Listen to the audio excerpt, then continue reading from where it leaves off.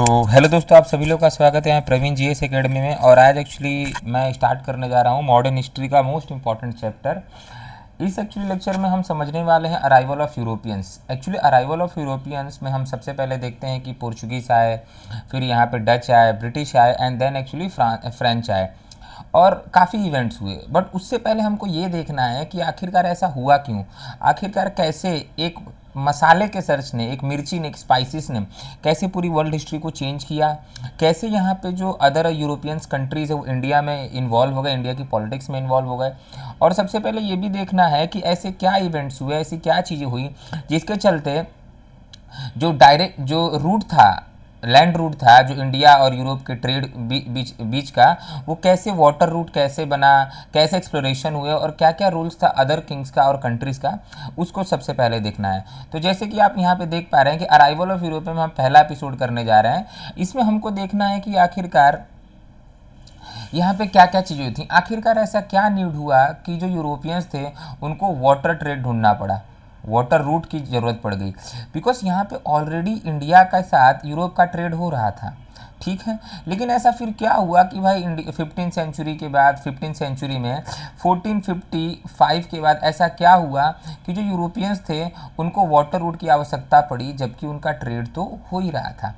सबसे common point यहाँ पे ये देखना है कि देखिए यहाँ पे ध्यान से अगर आप देखेंगे तो आपको दिखेगा क्वेश्चन यहाँ पे है कि why were actually Europeans looking for India. देखिए मैं आपको एक बहुत क्लियर चीज़ बता रहा हूँ कि जितने भी इवेंट्स पूरे वर्ल्ड में हुए वो हुए स्पाइसेस के लिए। स्पाइसेस में बहुत सारे स्पाइसेस आए, जैसे यहाँ पे पेपर आया, यहाँ पे सिनेमन आया, यहाँ पे कार्डामम आया, ये सारे स्पाइसेस थे। अब इस बात को आप समझ के देखिए कि जो स्पाइसेस थे ये आज हमको लग सकता है कि काफ़ी नॉर्मल है, कोई दिक्कत नहीं है, लेकिन ऐसा नहीं था। एक्चुअली 14-15 सेंचुरी में यूरोप में स्पाइसेस की बहुत डिमांड थी, बहुत यानी बहुत डिमांड, इतनी हद डिमांड थी कि आप समझ नहीं सकते हैं। और यूरोप में स्पाइसेस जो थे ना वो एक स्टेटस सिंबल थे, स्टेटस सिंबल थे। क्योंकि आप इस बात को समझ सकते हैं कि यूरोप एक ऐसा कंट्री है, कॉन्टिनेंट है, जहाँ पे विंटर यानी ठंड बहुत रहती है, ठीक है। मसालों की ज़रूरत क्यों पड़ी, तो फूड प्रिजर्वेशन के लिए पड़ी, कुकिंग फ्लेवर के लिए पड़ी, मेडिसिन के लिए पड़ी और परफ्यूम लग्जरी गुड्स के लिए पड़ी। आपको बताता हूँ कैसे। अब यहाँ पे ये था कि मसालों का जो मेन सोर्स था, जहाँ से मसाले आते थे, वो था यहाँ पे क्या, एशिया, ठीक है, और इंडिया। मतलब आप समझ सकते हैं कि जो इंडिया और एशिया की अदर कंट्रीज थी वहीं सिर्फ मसाले मिल पाते थे। अब फूड प्रिजर्वेशन की आवश्यकता, तो यहाँ वहाँ पे मीट बनता था, चिकन बनता था, और चिकन में से आने लग जाता था सुगंध, मतलब कि वहाँ पे चिकन जो था उसमें से बदबू आने लग जाती थी।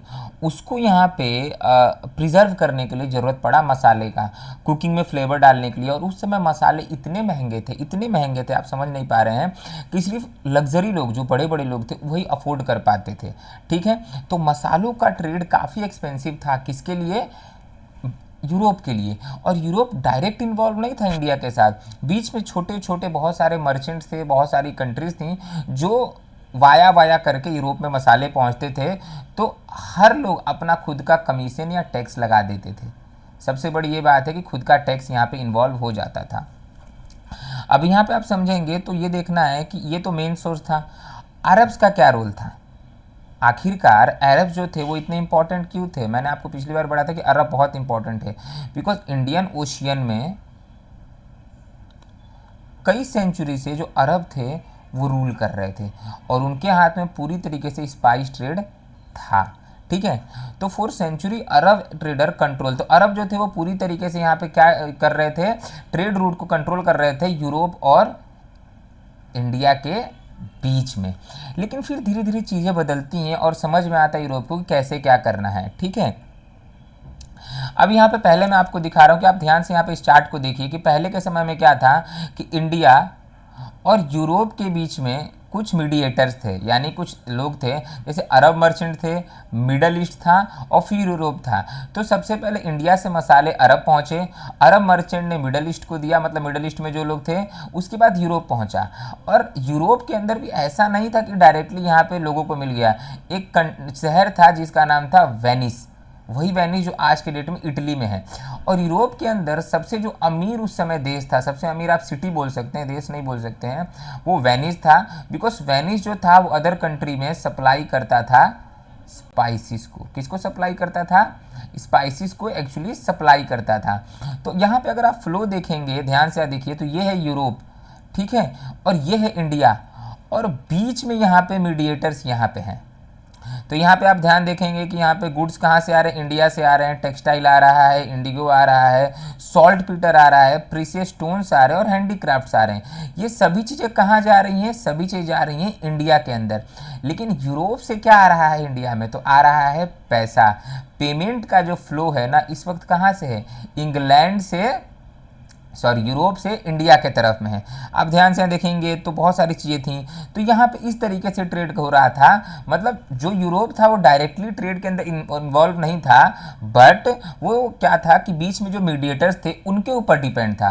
तो अरब यहाँ पे एज अ मिडल मैन यहाँ पे गुड्स को और एक्सपेंसिव बनाते थे। बिकॉज अरब जो लोग थे वो जब यहाँ से इंडिया से स्पाइसेस लेके जाते थे, वो दूसरे को देते थे, दूसरे तीसरे को देते थे। तो यहाँ पे अरब अपना टैक्स लेते थे। क्या लेते थे? टैक्स।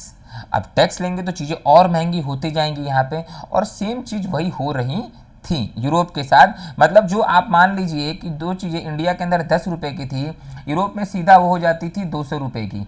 बीच में बहुत सारा टैक्स होता था, बीच में बहुत सारे क्या होते थे?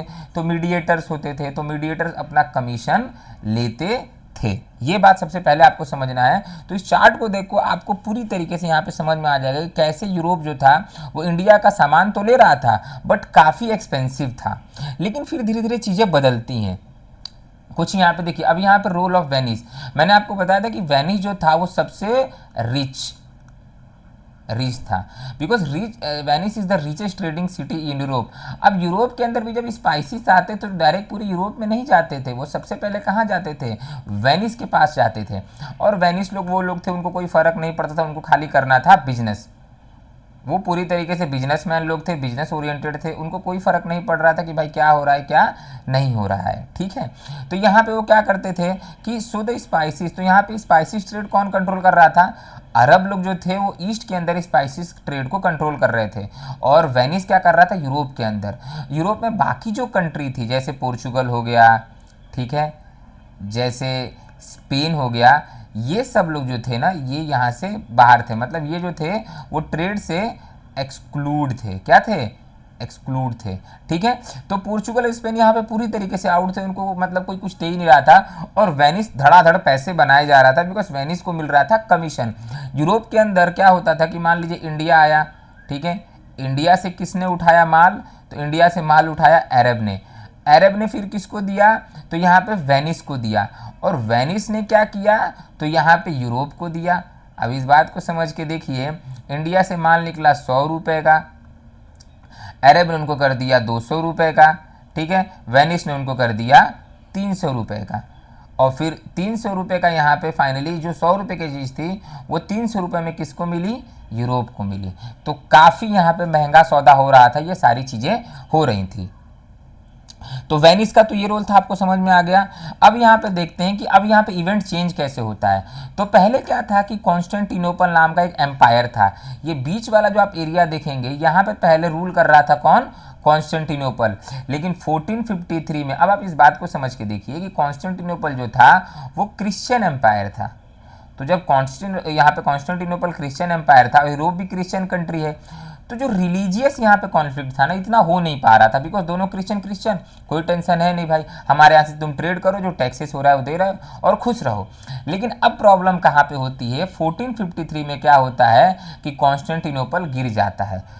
हिस्ट्री का सबसे बड़ा ये इवेंट हो रहा है यहाँ पे कि जैसे ही कॉन्स्टेंटिनोपल गिरता है उसको कौन उसके ऊपर कैप्चर कर लेते हैं? टर्क्स। कौन करते हैं? टर्क्स करते हैं, यानी कि ऑटोमन एम्पायर। अब ये ऑटोमन एम्पायर कौन था? तो ऑटोमन एम्पायर जो थे वो बेसिकली थे मुस्लिम्स। देखिए ये मना नहीं कर रहे थे कि हमको यहाँ पे आप ट्रेड मत करो हमारे साथ, ट्रेड तो करो, बट प्रॉब्लम था कि आपको टैक्स देना पड़ेगा।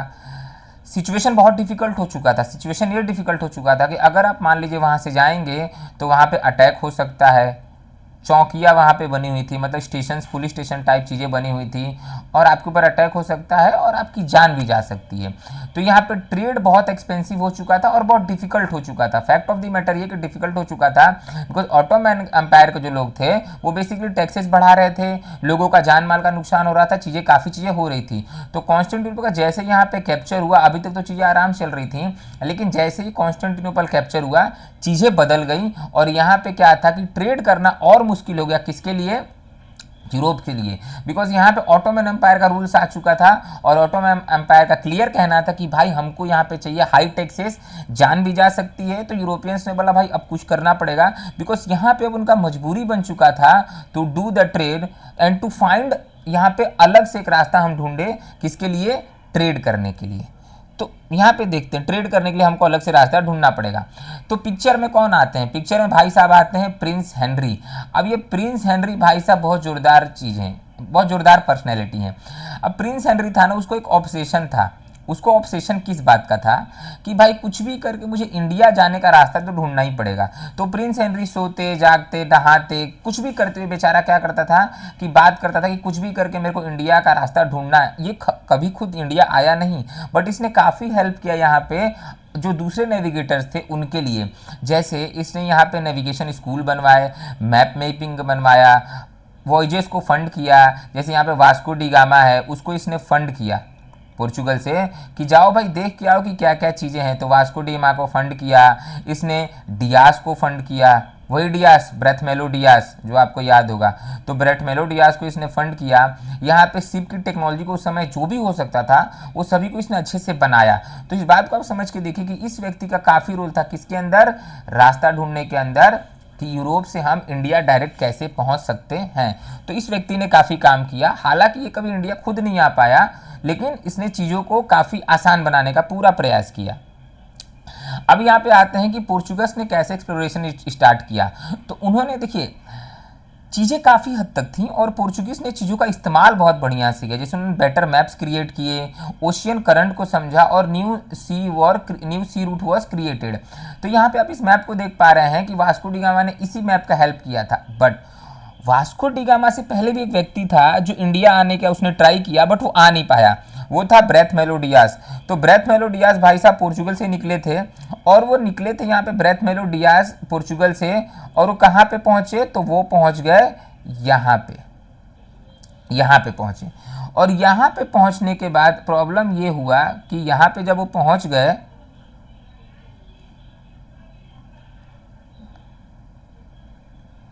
जब यहाँ पे वो भाई साहब पहुँचे तो यहाँ पे पहुँचने के बाद यहाँ पे तूफान के चलते, लेकिन उसने वास्को डी गामा ने इस एरिया को ढूंढ लिया था। ठीक है, आगे जाने का उनका स्थिति इसलिए नहीं था बिकॉज तूफान आ गया, उनके जो क्रू मेंबर्स तो वो भी बोलने लगे कि हम आगे नहीं जा सकते हैं। तो इसने यहाँ पे नाम रखा इस चीज़ का केप ऑफ एस्टोन, क्योंकि यहाँ पे तूफान आया था। और इसने जाके वहाँ के राजा को बताया कि सर मैंने यहाँ पे है ना आधा रास्ता तो ढूंढ लिया है, अब मुझे यहाँ तक पूरी तरीके से लग रहा है कि हम इंडिया चले जाएंगे बिकॉज केप ऑफ स्टोन तक मैं पहुँच चुका हूँ। लेकिन यहाँ पे राजा ने बोला कि भाई वो केप ऑफ स्टोन नहीं है, वो केप ऑफ गुड होप है। केप ऑफ गुड होप का ये मतलब है कि अब उम्मीद की एक किरण है कि भाई इंडिया तो अब यहाँ पे पहुँच ही जाएंगे, बिकॉज जो यहाँ पे अफ्रीका के सदर्न मोस्ट टिप पे पहुँच चुका है वो बेसिकली अब इंडिया ज़्यादा दूर है नहीं। ठीक है, तो यहाँ पे केप ऑफ गुड होप नाम रखा गया, यहाँ पे किसका? सदर्न मोस्ट पॉइंट किसका? अफ्रीका का। तो यहाँ तक तो ब्रेथमेलो डियास पहुँच चुका था, तो यहाँ पे नाम रखा गया केप ऑफ गुड होप। ठीक है, अब यहाँ पे ब्रेथमेलो डियास के बाद एक और व्यक्ति है जो इंडिया ढूंढने के लिए निकलता है और उसका नाम है कोलंबस। अब ये कोलंबस भाई साहब और डेंजर है, वही क्रिस्टोफर कोलंबस वाले हैं। इनको एक्चुअली स्पेन के जो राजा रानी है ना, इसको यहाँ पे स्पॉन्सर करते हैं। ये क्या बोलता है कि देखो दुनिया गोल है तो दुनिया गोल है, दुनिया गोल है। ठीक है, तो मैं बेसिकली हम लोग ये वाला रास्ता नहीं अपनाएंगे जो ब्रेथमेलो डियास ने अपनाया था। हम कौन सा रास्ता अपनाएंगे? तो हम बेसिकली जाएंगे इस रास्ते से, यानी हम यहाँ से वेस्ट की तरफ, वेस्ट वाला रास्ता लेंगे और हम कहीं पीछे से जाएंगे, इस तरीके से जाएंगे, वेस्ट वाला रास्ता लेंगे। भाई साहब वेस्ट वाला रास्ता लेने निकले तो थे, लेकिन क्या हुआ? पहुँच गए यहाँ पे अमेरिका में। तो अब अमेरिका में पहुंच गए, तो ये एक बहुत बड़ा चीज़ था। उस समय अमेरिका का नाम अमेरिका नहीं था, बट न्यू वर्ल्ड था। यहाँ पे न्यू वर्ल्ड था। वो ढूंढने निकला था इंडिया का रूट, बट उसने गलती से ढूंढ लिया अमेरिका। अब यहाँ पे जब अमेरिका यहाँ पे ढूंढा गया तो अब क्या करें यार, बिकॉज अमेरिका तो हमने ढूंढ लिया। और यहाँ पे देखो एक बहुत इंटरेस्टिंग फैक्ट ये है कि जब क्रिस्टोफर कोलंबस यहाँ पे पहुँचता है अमेरिका में, उस समय तो अमेरिका नाम नहीं था, वो पूरी तरीके से आइसोलेटेड आइलैंड था। तो कुछ लोग जंगल से बाहर आए, वो बेसिकली क्या थे, रेड थे, स्किन से क्या थे, रेड थे, ठीक है, उनका रेडिश स्किन था, रेड स्किन थे। क्रिस्टोफर कोलंबस को लगा कि ये तो इंडियन है, ठीक है, तो इसने वहाँ पे क्या किया, उनको बोल दिया कि ये बेसिकली इंडिया मैंने ढूंढ लिया है, और वहाँ के लोगों को नाम रख दिया रेड इंडियन। ठीक, अब रेड इंडियन यहाँ पे नाम तो रखा गया, इसीलिए आज भी वहाँ के लोगों को, जो रियल वहाँ के लोग हैं, जो एबोरिजिन है वहाँ के नेटिव लोग हैं, उनको रेड इंडियन कहा जाता है। तो यहाँ पे आपको पता है क्रिस्टोफर कोलंबस ने यहाँ पे काम किया, और वो बेसिकली क्या हो गया कि पहुँच गया कहाँ पे, तो वो पहुँच गया अमेरिका में। अमेरिका में कोस्ट में पहुँच गया 1492 में। तो इस बात को आप समझ के देखिए कि चीज़ें एक दिन में नहीं ढूंढी गई हैं, समय लगा है उनको ढूंढने में। तो Cape of Good Bartholomew Diaz पहुंचा, उसके बाद एक्चुअली कोलंबस पहुंचा। अब यहाँ पे जो मेन इंपॉर्टेंट डिस्कवरी है वो होनी बाकी है, और वो बेसिकली होती है क्या, वास्को डी गामा के भाई साहब के आने के बाद। बट उससे पहले क्या होता है, देखिए आपको पता है कि यहाँ पे नेविगेशन में दो कंट्रीज काफ़ी लड़ रही थी, पोर्चुगल और स्पेन। पोर्चुगल भी लड़ रहा था और स्पेन भी लड़ रहा था।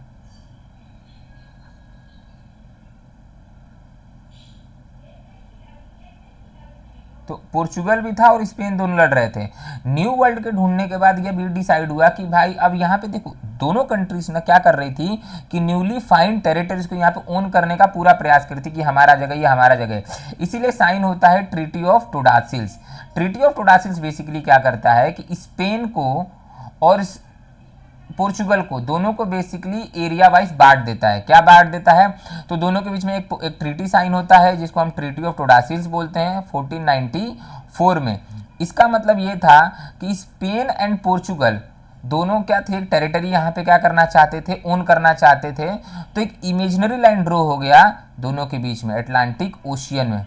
मतलब कि जो वेस्ट वाला एरिया है वो स्पेन ओन करेगा, जो भी वेस्ट में मिलेगा, और जो ईस्ट वाला एरिया है वो पोर्चुगल ओन करेगा। इस तरीके से ट्रीटी ऑफ टोडासिल्स यहाँ पे साइन हो जाता है। अब यहाँ पे एक और व्यक्ति हैं जिनका नाम है वास्को डा गामा। अब वास्को डी गामा की स्टोरी और इंटरेस्टिंग है। तो वास्को डी गामा बेसिकली क्या करता है कि वो भी निकलता है लिस्बन से, वो भी पोर्चुगल का ही था, और वो सबसे पहले बार्थोलोमेव डियाज वाला रूट अपनाता है और सीधा पहुंच जाता है केप ऑफ गुड होप।